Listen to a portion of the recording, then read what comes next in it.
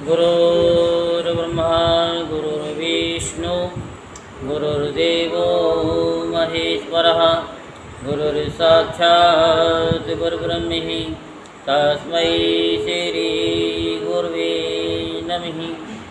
ॐ गजाननं भूतगणादिसेवितं कपितजम्बुफलचारुभक्षणम् उमासुतं शोकविनाशकारिकं नमामि विघ्नेश्वरपादपङ्कजम्। सच्चिदानन्दरूपाय विश्वोत्पत्त्यादिहेतवे तापत्रे विनाशाय श्रीकृष्णाय वयं नमः। बोल वृंदावन बिहारी लाल की जय, बोल बांके बिहारी लाल की जय।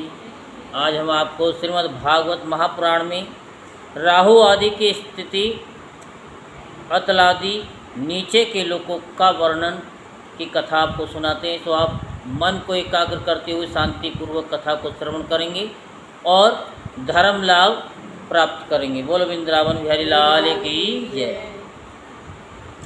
श्री सुखदेव जी कहते हैं कि परीक्षित, कुछ लोगों का कथन है कि सूर्य से 10,000 योजन नीचे राहु नक्षत्रों के समान घूमता है।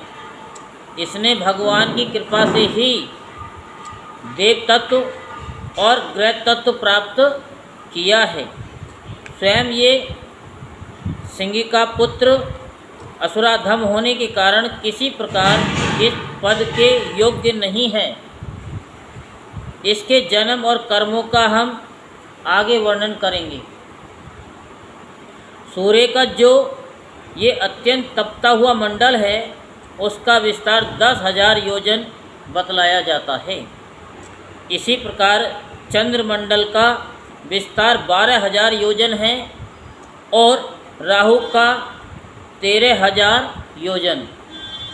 अमृतपान के समय राहु देवता के वेश में सूर्य और चंद्रमा के बीच में आकर के बैठ गया था। उस समय सूर्य और चंद्रमा ने इसका भेद खोल दिया था। इस वैर के कारण याद करके ये अमावस्या और पूर्णिमा के दिन उन पर आक्रमण करता है।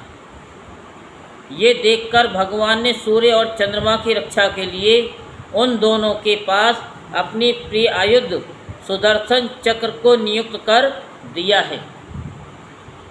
वह निरंतर घूमता रहता है, इसलिए राहु उसके असह्य तेज से उद्विग्न और चकित चित्त होकर मुहूर्त मात्र उनके सामने टिककर फिर सहसा लौट जाता है।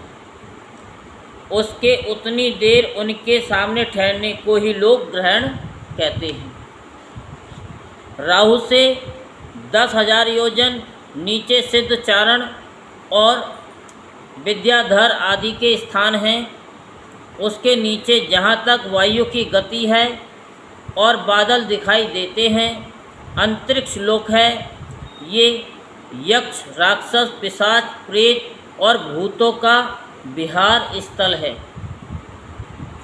उससे नीचे 100 योजन की दूरी पर यह पृथ्वी है, जहाँ तक हंस, गिद्धबाज और गरुड़ आदि प्रधान पक्षी उड़ सकते हैं, वहीं तक इसकी सीमा है। पृथ्वी के विस्तार और स्थिति आदि का वर्णन तो हो ही चुका है। इसके भी नीचे अतल, वितल, सुतल, तलातल, महातल, रसातल और पाताल नाम के 7 विवर भूगर्भ स्थित बिल या लोक हैं।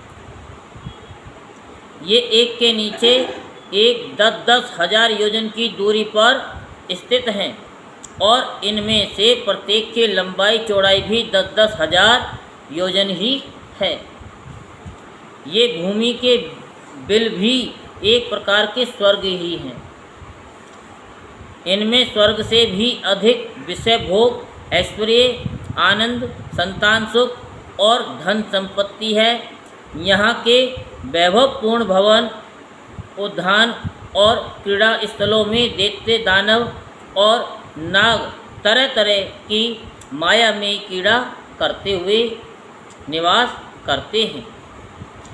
वे सब गृहस्थ धर्म का पालन करने वाले हैं। उनके स्त्री, पुत्र, बंधु बांधव और सेवक लोग उनसे बड़ा प्रेम रखते हैं और सदा प्रसन्नचित्त रहते हैं। उनके भोगों में बाधा डालने की इंद्र आदि में भी सामर्थ्य नहीं है। महाराज, इन बिलों में मायावी मैं दानव की बनाई हुई अनेकों पुरियाँ शोभा से जगमगा रही हैं, जो अनेक जाति की सुंदर सुंदर श्रेष्ठ मणियों से रचे हुए चित्र विचित्र भवन, परकोटे, नगर द्वार, सभा भवन, मंदिर, बड़े बड़े आंगन और गृहों से सुशोभित है तथा जिनकी कृत्रिम भूमियों फर्शों पर नाग और असुरों के जोड़े एवं कबूतर, तोता और मैना आदि पक्षी किकोल करते रहते हैं। ऐसे पाताल आदि पतियों के भव्य भवन उन पुरियों की शोभा बढ़ाते हैं। वहाँ के बगीचे भी अपनी शोभा से देवलोक के उद्यानों की शोभा को मात करते हैं। उनमें अनेकों वृक्ष हैं, जिनकी सुंदर डालियाँ फल फूलों के गुच्छों और कोमल कपोलों के भार से झुकी रहती हैं तथा जिन्हें तरह तरह की लताओं ने अपने अंग पांख से बांध रखा है। वहाँ जो निर्मल जल से भरे हुए अनेकों जलाशय हैं, उनमें विविध विहंगों के जोड़े विलास करते रहते हैं। इन वृक्षों और जलाशयों की सुषमा से वे उद्यान बड़ी शोभा पा रहे हैं। उन जलाशयों में रहने वाली मछलियाँ जब खिलवाड़ करती हुई उछलती हैं, तब उनका जल हिल उठता है। साथ ही जल के ऊपर उगे हुए कमल, कुमुद, कुवल्य, कलहार, नील कमल, लाल कमल और शतपत्र आदि कमल आदि के समुदाय भी हिलने लगते हैं। इन कमलों के वनों में रहने वाले पक्षी अविराम क्रीड़ा कौतुक करते हुए भांति भांति की बड़ी मीठी मीठी बोली बोलते रहते हैं, जिसे सुनकर मन और इंद्रियों को बड़ा ही आह्लाद होता है। उस समय समस्त इंद्रियों में उत्सव सा छा जाता है। वहाँ सूर्य का प्रकाश नहीं जाता, इसलिए दिन रात आदि काल विभाग का कोई भी खटका नहीं देखा जाता। वहाँ के संपूर्ण अंधकार को बड़े बड़े नागों के मस्तकों की मणियाँ ही दूर करती हैं। इन लोकों के निवासी जन औषध, रस, रसायन, अन्न, पान और स्नान आदि का सेवन करते हैं। वे सभी पदार्थ दिव्य होते हैं। इन दिव्य वस्तुओं के सेवन से उन्हें मानसिक या शारीरिक रोग नहीं होते तथा झुर्रियाँ पड़ जाना, बाल पक जाना, बुढ़ापा आ जाना, देह का कांतिहीन हो जाना, शरीर में से दुर्गंध आना, पसीना चूना, थकावट अथवा शिथिलता आना तथा आयु के साथ शरीर की अवस्थाओं का बदलना, ये कोई विकार नहीं होते। वे सदा सुंदर, स्वस्थ, जवान और शक्ति संपन्न रहते हैं। उन पुण्य पुरुषों की भगवान के तेज रूप सुदर्शन चक्र के सिवा और किसी साधन से मृत्यु नहीं हो सकती। सुदर्शन चक्र के तो आते ही भय के कारण असुर मणियों का गर्भस्राव और गर्भपात हो जाता है। अतल लोक में मैं दानव का पुत्र असुर बल रहता है। उसने 96 प्रकार की मायाएं रची हैं। उनमें से कोई कोई आज भी मायावी पुरुषों में पाई जाती है। उसने एक बार जमाई ली थी। उस समय उसके मुख से स्वैरिणी केवल अपने वर्ण के पुरुषों से रमण करने वाली कामनी अन्य वर्णों के पुरुषों से भी समागम करने वाली और पुंचली अत्यंत चंचल स्वभाव वाली 3 प्रकार की स्त्रियां उत्पन्न हुई। ये उस लोक में रहने वाले पुरुषों को हाटक नाम का रस पिलाकर संभोग करने में समर्थ बना लेती हैं और फिर उनके साथ अपनी हाव भाव में चितवन, प्रेम में मुस्कान, प्रेमालाप और आलिंगन आदि के द्वारा यथेष्ट रमण करती हैं। उस हाटक रस को पीकर मनुष्य मंदान सा हो जाता है और अपने को 10,000 हाथियों के समान बलवान समझकर मैं ईश्वर हूँ, मैं सिद्ध हूँ, इस प्रकार बढ़ बढ़कर बातें करने लगता है। उसके नीचे वित्तल लोक में भगवान हाटकेश्वर नामक महादेव जी अपने पार्षद भूतगणों के सहित रहते हैं। वे प्रजापति की सृष्टि की वृद्धि के लिए भवानी के साथ विहार करते रहते हैं। उन दोनों के तेज से वहाँ हाटकी नाम की एक श्रेष्ठ नदी निकली है, जिसके यानी उसके जल को वायु से प्रज्वलित अग्नि बड़े उत्साह से पीता है। वह जो हाटक नाम का सोना थूकता है, उससे बने हुए आभूषणों को दैत्य राजों के अंतःपुरों में स्त्री पुरुष सभी धारण करते हैं। वितल के नीचे सुतल लोक है, उसमें महायशस्वी पवित्र कीर्ति विरोचन पुत्र बलि रहते हैं। भगवान ने इंद्र का प्रिय करने के लिए अदिति के गर्भ से बटु वामन रूप में अवतीर्ण होकर उनसे 3 लोक छीन लिए थे। फिर भगवान की कृपा से ही उनका इस लोक में प्रवेश हुआ। यहाँ उन्हें जैसी उत्कृष्ट संपत्ति मिली हुई है, वैसी इंद्र आदि के पास भी नहीं है। अतः वह उन्हीं पूज्यतम प्रभु की अपने धर्माचरण द्वारा आराधना करते हुए यहाँ आज भी निर्भयता पूर्वक रहते हैं।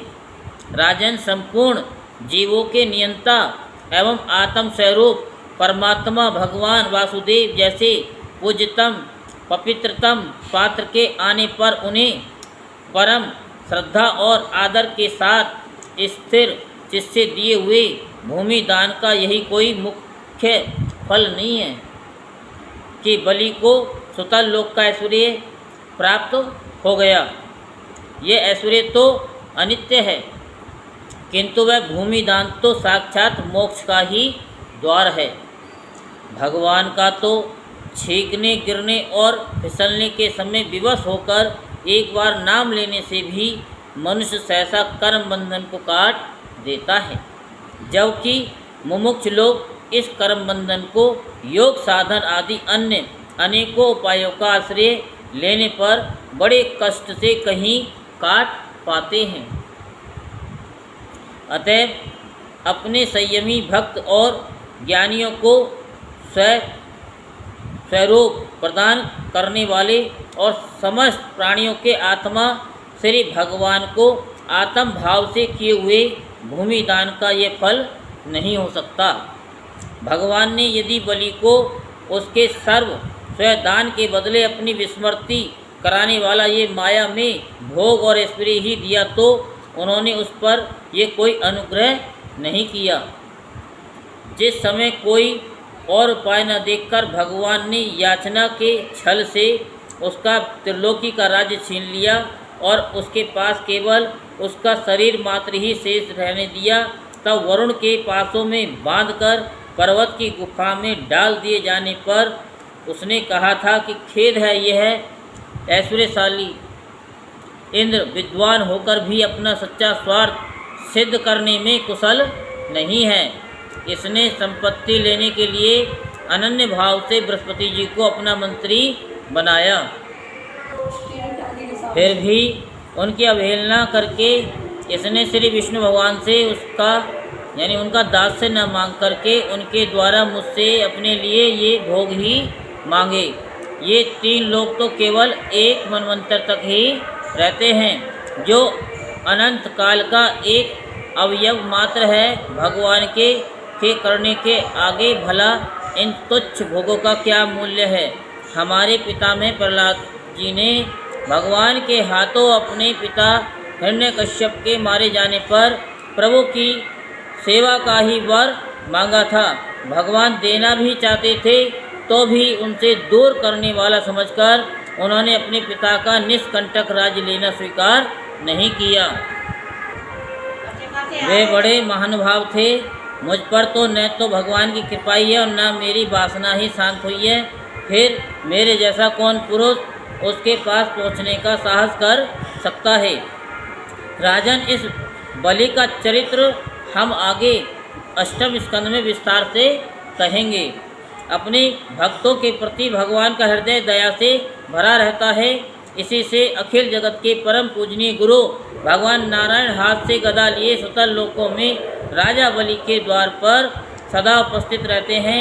एक बार जब दिग्विजय करता हुआ घमंडी रावण वहाँ पहुँचा, तब उसे भगवान ने अपने पैर के अंगूठे की ठोकर से ही लाखों योजन दूर फेंक दिया था। मृत यानी सुतल लोक से नीचे तलातल है, वहाँ त्रिपुराधिपति दानव में रहता है। पहले तीनों लोगों को शांति प्रदान करने के लिए भगवान शंकर ने उसके तीनों पुर भस्म कर दिए थे। फिर उन्हीं की कृपा से उसे यह स्थान मिला। वह मायावियों का परम गुरु है और महादेव जी के द्वारा सुरक्षित है, इसलिए उसे सुदर्शन चक्र से भी कोई भय नहीं है। वहाँ के निवासी उसका बहुत आदर करते हैं। उसके नीचे महातल में कद्रू से उत्पन्न हुए अनेक सिरों वाले सर्पों का क्रोध बस नामक एक समुदाय रहता है। उनमें कुहक, तक्षक, कालिये और सुषेण आदि प्रधान हैं। उनके बड़े बड़े फन हैं। वे सदा भगवान के वाहन पक्षीराज गरुड़ जी से डरते रहते हैं, तो भी कभी कभी अपने स्त्री, पुत्र, मित्र और कुटुंब के संग से प्रमत्त होकर विहार करने लगते हैं। उसके नीचे रसातल में फणी नाम के दैत्य और दानव रहते हैं। ये निवात, कवच, काल्य और हिरण्यपुरवासी भी कहलाते हैं। इनका देवताओं से विरोध है। वे ये जन्म से ही बड़े बलवान और महासाहसी होते हैं, किंतु जिनका प्रभाव संपूर्ण लोकों में फैला हुआ है, उन श्री हरि के तेज से बलाभिमान च्युत हो जाने के कारण ये सर्पों के समान लुक छिप करके रहते हैं तथा इंद्र की दूती शर्मा के कहे हुए मंत्र वर्ण रूप वाक्य के कारण सर्वदा इंद्र से डरते रहते हैं। रसातल के नीचे पाताल है। महाशंख, कुलिक, महाशंख, श्वेत, धनंजय, धृतराज, शंखचूड़, कंबल, अस्तर और देवदत्त आदि बड़े क्रोधी और बड़े बड़े फनों वाले नाग रहते हैं। इनमें बास के प्रधान हैं। उनमें से किसी के 5, किसी के 7, किसी के 10, किसी के 100 और किसी के 1000 सिर हैं।